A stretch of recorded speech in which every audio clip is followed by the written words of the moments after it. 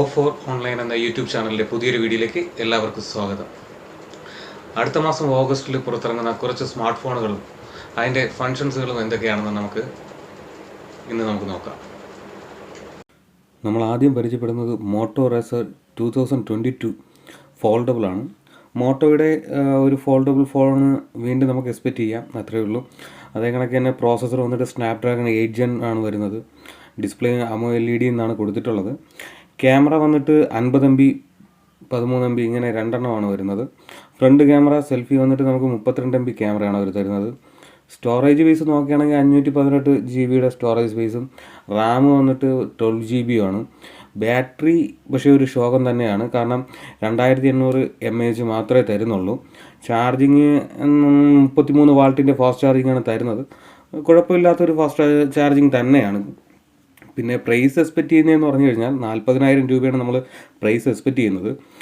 പിന്നെ ആഗസ്റ്റ് 2 എത്തുമെന്നാണ് അവരുടെ ഒഫീഷ്യൽ വെബ്സൈറ്റിൽ അവർ കൊടുത്തിട്ടുള്ളത്. മോട്ടോയുടെ തന്നെ നെക്സ്റ്റ് വൺ എന്ന് പറയുന്ന അതേ കണക്കിന് X30 Pro ആണ് അടുത്ത് നമുക്ക് പരിചയപ്പെടാം. കാരണം പ്രോസസ്സർ സ്നാപ്ഡ്രാഗൺ 8 Gen തന്നെയാണ്. ഡിസ്പ്ലേ വന്നിട്ട് 6.67 OLED ഡിസ്പ്ലേ തന്നെയാണ്. റാം വന്നിട്ട് 8 GB 12 GB അങ്ങനെ രണ്ട് വേരിയൻറ്റിലായിട്ടാണ് വരുന്നത്. പിന്നെ ക്യാമറ ഇതിൽ എടുത്തു പറയേണ്ട ഒരു സംഭവം തന്നെയാണ്, കാരണം 200 MB ഒരു ക്യാമറ ഇതിൽ വരുന്നുണ്ട് ബാക്കിൽ. അതേ കണക്കിന് 50 MB 12 MB വരുന്നുണ്ട്. അപ്പം അത് വലിയൊരു വിപ്ലവം എന്ന് തന്നെ പറയാം, കാരണം 200 MB ഒരു ക്യാമറ വരുന്നത്. പിന്നെ ഫ്രണ്ട് സെൽഫി ക്യാമറ ആയിട്ട് വരുന്നത് 60 MB ആണ്. ബാറ്ററി ബാക്കപ്പ് 4500 വളരെ ഒരു ആവറേജ് ടൈപ്പ് തന്നെയാണ്. ചാർജിങ് വന്നിട്ട് ഫുള്ളി ഫാസ്റ്റ് ചാർജിങ് 125 വാട്ട്സിൻ്റെ ഫുള്ളി ഫാസ്റ്റ് ചാർജിങ് തന്നെയാണ് വരുന്നത്. അതിൽ നമ്മൾ പ്രൈസ് എക്സ്പെക്റ്റ് ചെയ്യണമെന്ന് പറഞ്ഞു കഴിഞ്ഞാൽ 40,000 രൂപ തന്നെയാണ് ആരും പ്രൈസ് എക്സ്പെക്റ്റ് ചെയ്യുന്നത്. പിന്നെ ആഗസ്റ്റ് 2 തന്നെ അത് ലോഞ്ച് ചെയ്യുന്നത് നമുക്ക് പ്രതീക്ഷിക്കാം. അടുത്തതായിട്ട് വരുന്നത് OnePlus 10T ആണ്. അതിലും പ്രോസസ്സർ വന്നിട്ട് വരുന്നത് സ്നാപ്ഡ്രാഗൺ 8 Gen തന്നെയാണ്. ഡിസ്പ്ലേ വന്നിട്ട് 6.7 AMOLED തന്നെയാണ്. റാം വന്നിട്ട് 3 വേരിയേഷനായിട്ടാണ് വരുന്നത്. 8, 12, 16 അങ്ങനെ 3 പാർട്ടായിട്ടാണ് വരുന്നത്. ക്യാമറയിലേക്ക് വരികയാണെങ്കിൽ 50 MB 16 MB 2 MB അങ്ങനെ 3 വേരിയൻറ്റിലാണ് അതിലും കിടക്കുന്നത്. ബാറ്ററി വന്നിട്ട് 4800 mAh ആണ്. അതിൽ ചാർജിങ് സപ്പോർട്ടിങ് വന്നിട്ട് കിട്ടുന്നതെന്ന് പറഞ്ഞാൽ 150 വാട്ട്സിൻ്റെ ഫാസ്റ്റ് ചാർജിങ് ആണ് വരുന്നത്. അതും ആവറേജ് ഞാൻ നോക്കിയെടുത്തോളം വളരെ നല്ല രീതിയിൽ തന്നെയാണ് അതിൻ്റെയും ഇത്രയും നോക്കിയിട്ട് നല്ല രീതിയിൽ തന്നെയാണെന്ന് പറയാം. പിന്നെ പ്രൈസ് റേറ്റ് വരുന്നത് 47,999 ആണ്. നമുക്ക് ഓൾറെഡി എല്ലാവർക്കും അറിയാമല്ലോ, OnePlusൻ്റെ എല്ലാ പ്രോഡക്റ്റുകൾക്കും വന്നിട്ട് റേഞ്ച് വന്നിട്ട് ഒരു പരിധി വരെ വലുത് തന്നെയാണ്. അത് കമ്പയർ ചെയ്യുമ്പോഴത്തേക്കും പക്ഷേ വളരെ കൊള്ളാമെന്നുള്ള രീതിയിൽ തന്നെയാണ്. ലോഞ്ചിങ് ഡേറ്റ് അവർ കൊടുത്തിരിക്കുന്നത് ആഗസ്റ്റ് 3 Asus Zenfone 9Z ആണ് അടുത്തതായിട്ട് വരുന്നത്. പ്രോസസ്സർ വന്നിട്ട് സ്നാപ്ഡ്രാഗൺ 8+ Gen 1 തന്നെയാണ്. ഡിസ്പ്ലേ 5.9 AMOLED തന്നെയാണ് വരുന്നത്. അപ്പോൾ നല്ലൊരു ഡിസ്പ്ലേ ക്വാളിറ്റി ഉണ്ട് എങ്കിലും ചെറിയൊരു സൈസ് വ്യത്യാസമേ ഉള്ളൂ. ഇപ്പോൾ എല്ലാ സെറ്റുകളും വന്നിട്ട് 6 ആണ് വരുന്നത്, പക്ഷേ ഇത് വളരെ കുഴപ്പമില്ലാത്ത രീതിയിൽ തന്നെയാണ് വരുന്നത്. റാം വന്നിട്ട് അപ് ടു 60 GB ആണ് വരുന്നത്. അപ്പോൾ എനിക്ക് തോന്നുന്നതെന്ന് പറഞ്ഞാൽ കമ്പനി എക്സ്പെക്റ്റ് ചെയ്യുന്നത് 4, 8, 12 അങ്ങനെയുള്ള വേരിയൻറ്റുകൾ കാണുമെന്നായിരിക്കും. അടുത്ത ക്യാമറ റിയർ ക്യാമറ വന്നിട്ട് 50 MB 12 MB അങ്ങനെ രണ്ട് ക്യാമറ ഡ്യുവലായിട്ടാണ് വരുന്നത്. ഫ്രണ്ട് ക്യാമറ വന്നിട്ട് 16 MB സെൽഫി ക്യാമറയാണ്. എന്തായാലും നല്ലൊരു സെൽഫി തന്നെ ആയിരിക്കും. ബാറ്ററി 4300 mAh ആണ്. അതും വളരെ കുഴപ്പമില്ലാത്ത രീതിയിൽ തന്നെയാണ്. ഫാസ്റ്റ് ചാർജിങ് 30 വാട്ട്സിൻ്റെ കുഴപ്പമില്ല. എക്സ്പെക്റ്റഡ് പ്രൈസ് വരുന്നത് 47,990 ആണ്.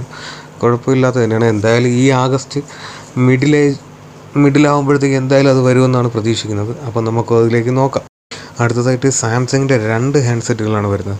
സാംസങ് ഗാലക്സി S Fold 4ഉം സാംസങ് ഗാലക്സി X Flip 4ഉം അങ്ങനെ 2 ഹാൻഡ്സെറ്റുകളാണ്. നമുക്ക് ആദ്യം സാംസങ് ഗാലക്സി Z Fold 4ൻ്റെ നോക്കാം. സ്നാപ്ഡ്രാഗൺ 8+ Gen 1 തന്നെയാണ് വരുന്നത്. ഡിസ്പ്ലേ 7.6 AMOLED തന്നെയാണ്. റാം വന്നിട്ട് 12 GB റാമാണ് വരുന്നത്. ക്യാമറ ക്വാളിറ്റി വന്നിട്ട് വരുന്നത് 50 MB 12 MB 10 MB 10 MB അങ്ങനെ 4 ക്യാമറ ആയിട്ടാണ് വരുന്നത്. ഫ്രണ്ട് ക്യാമറ വന്നിട്ട് 16 MB ഫ്രണ്ട് ക്യാമാണ് വരുന്നത്. ബാറ്ററി വന്നിട്ട് 4400 mAh ബാറ്ററിയാണ്. ഫാസ്റ്റ് ചാർജിങ് വരുന്നത് 45 വോൾട്ടിൻ്റെ ഫാസ്റ്റ് ചാർജിങ്ങാണ് വരുന്നത്. പക്ഷേ പ്രൈസ് വന്നിട്ട് വരുന്നത് ഓൾറെഡി അറിയാമല്ലോ, ഫോൾഡിൻ്റെ വില വന്നിട്ട് 1,00,000 മേലിലാണ് വരുന്നത്. അതേ കണക്ക് തന്നെ ഇതിൻ്റെയും റേറ്റ് വന്നിട്ട് എക്സ്പെക്റ്റ് ചെയ്യുന്നത് 1,60,60,000 രൂപയാണ് അവരിട്ടിരിക്കുന്നത്. എന്തായാലും ആഗസ്റ്റ് 10 ഇതും ഇന്ത്യയിൽ ലോഞ്ച് ചെയ്യുമെന്നാണ് പറഞ്ഞിട്ടുള്ളത്. അടുത്തത് സാംസങ് ഗാലക്സി Z ഫ്ലിപ്പ് 4 ആണ്. പക്ഷേ ഇതിലെനിക്ക് തോന്നിയ ഒരേ ഒരു അഡ്വാൻറ്റേജ് എന്ന് പറഞ്ഞു കഴിഞ്ഞാൽ വേറൊന്നുമല്ല, നമുക്ക് ഫ്ലിപ്പ് എല്ലാവർക്കും അത്രത്തോളം താല്പര്യമില്ലാത്തൊരു കേസാണ്. പക്ഷേ ഇതിൻ്റെ പ്രോസസ്സർ വന്നിട്ട് സ്നാപ്ഡ്രാഗൺ 8+ ജെൻ തന്നെയാണ്. പക്ഷേ അതിൻ്റെ റാം 8 GB റാമാണ്.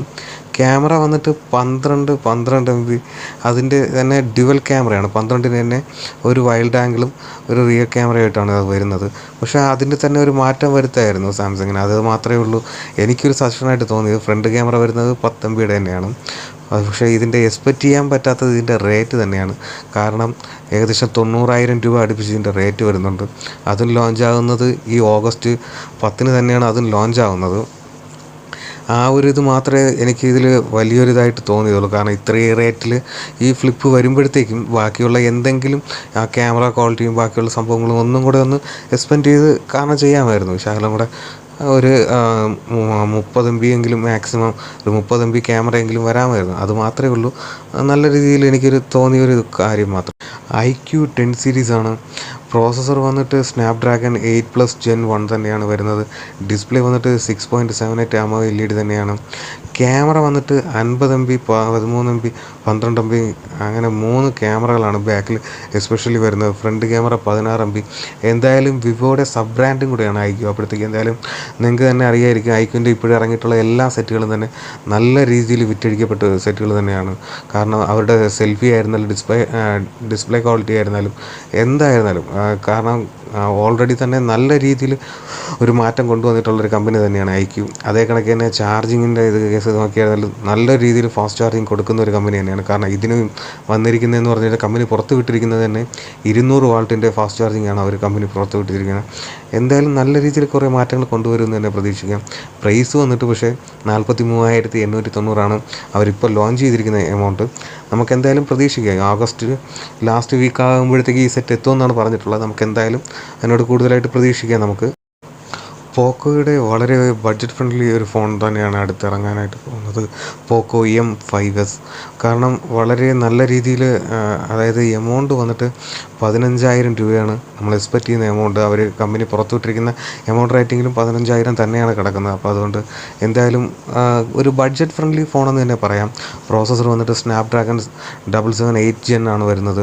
ഡിസ്പ്ലേ വന്നിട്ട് 6.43 AMOLED LED തന്നെയാണ്. റാം വന്നിട്ട് 2 വേരിയൻറ്റിലാണ് വരുന്നത്, 4 GB 6 GB 2 വേരിയൻറ്റ് പ്രൈസിങ്ങിലാണ് വരുന്നത്. ക്യാമറ വന്നിട്ട് 64 MB, 8 MB, 2 MB അങ്ങനെ 3 ട്രിപ്പിൾ ക്യാമറയാണ് ബാക്കിലായിട്ട് വരുന്നത്. ഫ്രണ്ട് ക്യാമറ 13 MB നല്ലൊരു സെൽഫി ക്യാമറ തന്നെയായിരിക്കും. ബാറ്ററി വന്നിട്ട് 5000 mAh. അതേ കണക്ക് തന്നെ ചാർജിങ് വന്നിട്ട് ഫാസ്റ്റ് ചാർജിങ് തന്നെയാണ്, 33 വാൾട്ടിൻ്റെ ഫാസ്റ്റ് ചാർജിങ്ങാണ് അവർ ഉദ്ദേശിക്കുന്നത്. ഈ ആഗസ്റ്റ് എൻഡോടെ കൂടി ഈ ഫോണും നമുക്ക് ലഭിക്കുമെന്ന് പ്രതീക്ഷിക്കാം. റിയൽമി GT Neo 3T, അതായത് GT വേർഷൻസിൽ വീണ്ടും റിയൽമിയുടെ ഒരു കടന്നുവരവ് തന്നെ വന്നിട്ടുണ്ട്. പക്ഷേ പ്രോസസ്സർ വന്നിട്ട് സ്നാപ്ഡ്രാഗൺ 870 5G ആണ്.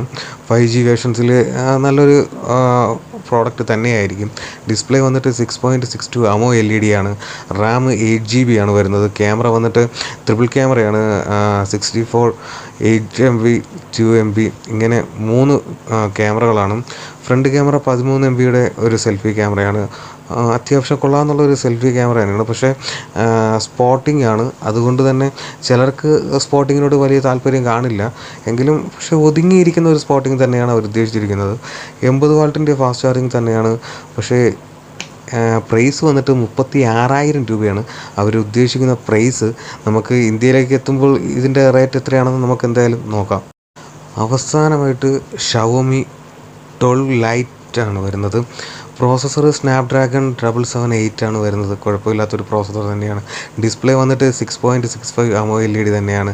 ക്യാമറ വന്നിട്ട് വരുന്നത് 108 MB, 8 MB, 2 MB. 108 MB നല്ലൊരു റിയർ ക്യാമറ തന്നെയാണ് ഷവോമി ഉദ്ദേശിക്കുന്നത്. ഫ്രണ്ട് ക്യാമറ വന്നിട്ട് 32 MB നല്ലൊരു സെൽഫി ക്യാമറയും. അതുകൊണ്ട് തന്നെ ക്യാമറയ്ക്ക് എന്തായാലും നല്ലൊരു പ്രാധാന്യം കൊടുത്തിട്ടുണ്ട്. ബാറ്ററി ബാക്കപ്പ് വന്നിട്ട് 4300 നല്ലൊരു ബാറ്ററി ബാക്കപ്പും ഉണ്ട്. ചാർജിങ് വന്നിട്ട് 67 വാട്ടിൻ്റെ നല്ലൊരു ഫാസ്റ്റ് ചാർജിങ് ഉദ്ദേശിക്കുന്നുണ്ട്. പ്രൈസ് റേഞ്ച് 31,690 വരുന്നത്. എന്തായാലും ഓഗസ്റ്റിൽ ഷവോമിക്ക് അവതരിപ്പിക്കാൻ പറ്റിയ നല്ലൊരു സെറ്റ് തന്നെയാണ് വരുന്നത്.